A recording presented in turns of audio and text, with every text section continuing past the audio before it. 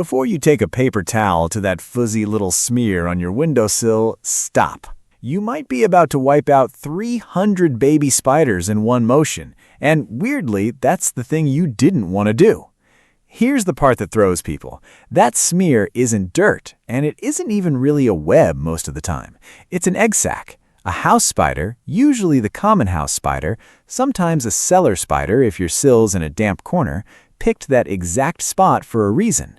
And by the end of this, you'll know exactly what that reason is, why almost everything you've heard about spider season is backwards, and why the spider on your sill might be the only thing standing between you and a much buggier house. So let's start with the obvious question nobody actually answers. Why the windowsill specifically? Windowsills are basically spider real estate gold. Light pours through glass, and light attracts flying insects, moths, gnats, the occasional confused fly, especially at night. So a spider doesn't need to hunt the whole house, it just needs to park itself where the food walks in on its own. Sills also sit right at a temperature seam, where warm indoor air meets the cooler glass, which creates tiny drafts that funnel insects along predictable paths. Spiders are lazy in the best possible way. They don't chase, they wait, and a sill is one of the most efficient ambush points in your entire home. Now, about that sac. Female house spiders wrap their eggs in silk that's noticeably tougher and tighter woven than their everyday web silk, almost like the difference between a grocery bag and a parachute. One sac can hold anywhere from 100 to over 250 eggs depending on species, and she'll often guard it, sitting close by rather than wandering off. That's also why people assume the web looks abandoned. She's frequently tucked into a crack nearby, not actually gone. But house spider isn't really one creature, and this is where most people's mental picture falls apart. What you're calling a house spider could be 3 or 4 completely different species, each running a different strategy in your home without you ever clocking the difference. The American house spider builds that classic, messy, tangled web in corners and rarely moves once it's settled. The cellar spider, the one with the painfully thin, almost see-through legs that people call it daddy long legs, which we'll get back to in a second, prefers damp, low-light spots like basements and bathroom corners, and actually vibrates its web rapidly when threatened, which looks unsettling and is, on a practical level, harmless. And the wolf spider, which sometimes wanders in from outside, doesn't build a web at all. It hunts on foot, which is exactly why it feels so much scarier when you spot one crossing the floor. Same general fear response, 3 totally different animals, 3 totally different jobs. Here's where it gets stranger, and this is the part that should change how you think about September. You've probably heard that fall is spider season, that they come inside once it gets cold outside. That's not really what's happening. Most spiders living in your home in autumn have been there the whole year, quietly tucked in corners and behind furniture. What changes in fall is mating season. Males leave their hiding spots and start actively wandering in search of females, which is why you suddenly see more of them out in the open, crossing your floor at 11 p.m. like they've got somewhere urgent to be. The "they're invading from outside" story is mostly myth. They were already your roommates. And speaking of myths, this is a good moment to kill one of the most repeated spider claims of all time. You've probably heard that daddy longlegs are the most venomous spiders on Earth, but their fangs are too short or weak to bite a human. It's a great campfire stat. It's also fabricated. There's no credible toxicology study behind that most venomous claim. No source, no original research anyone can ever point to.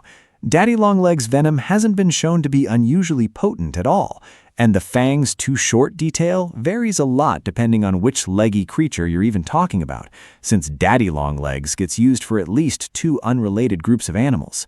The myth survived not because it was true, but because it sounded specific enough to feel true. That's the trick. A fake number is almost always more convincing than a real one. While we're clearing the air, there's another one worth retiring, and this one actually causes real harm instead of just being a fun fact gone wrong. People love blaming mystery bites on a spider bite, and specifically on the brown recluse, even in places the brown recluse doesn't live. Studies on this are almost eerily consistent. When people self-diagnose a wound as a spider bite, the actual cause is far more often a skin infection, an allergic reaction, or a bite from something else entirely, like a flea or bedbug. Actual spider bites from house-dwelling species are rare and usually about as dramatic as a mosquito bite. The myth isn't just wrong, it's led to delayed treatment for real infections because people were busy blaming a spider that was never even in the room. So if anything mystery bite-shaped ever shows up on your skin, that's a conversation for a doctor, not a spider. And while we're here, yes, the swallowing spiders in your sleep thing is also fabricated.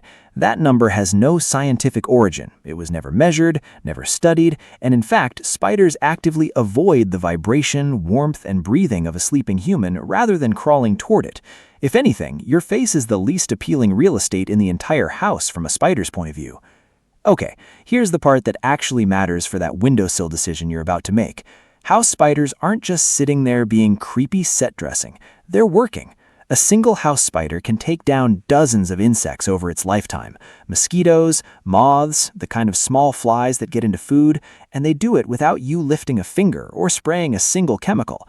Scrape the sac, and you're not just removing a web, you're removing a tiny, self-sustaining pest control system that costs you nothing and asks for nothing in return except a corner you weren't using anyway. And this is the detail that tends to land hardest once people actually picture it. That smear on your sill, if it's an active sac, isn't one spider.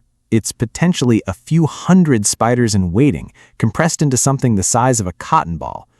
Most of them won't survive to adulthood. Siblings eat siblings, predators find the weak ones. The odds are brutal even before they hatch. But the ones that do will scatter into your walls and become exactly the kind of quiet, unseen pest control you've been benefiting from your whole life without noticing.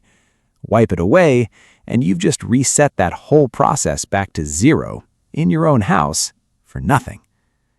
There's also a strange kind of math working in your favor here that almost nobody thinks about. A house spider that survives in your home for a full year might eat several hundred insects in that time, spread out one at a time, mostly while you're asleep or at work or just not looking. You'll never see 95% of that work happen. The only evidence you ever get is the absence of something. Fewer moths near the lamp, fewer gnats near the fruit bowl. And absence is a hard thing for a brain to feel grateful for, since there's nothing to actually notice. None of this means you have to share a windowsill with something the size of a quarter forever, to be fair. If a spider's genuinely somewhere inconvenient, the better move is usually relocation rather than execution. Cup it gently, slide a piece of paper underneath, and release it outside, or in a less trafficked room. It costs you 10 seconds, and it doesn't undo months of quiet work. There's still one thing entomologists haven't fully nailed down, by the way. Exactly how house spiders consistently pick the best ambush spots in a totally dark room, whether it's pure trial and error or something closer to sensing airflow and vibration patterns we don't fully understand yet. Nobody's claiming certainty there, and honestly, neither will I. So tonight, when you walk past that sill, you'll probably look at it differently, not as a smudge to deal with, but as a tiny, ongoing transaction you didn't know you were part of. And if that's the kind of thing that's been quietly happening in corners of your house you've never really looked at twice, there's more of it than you'd think.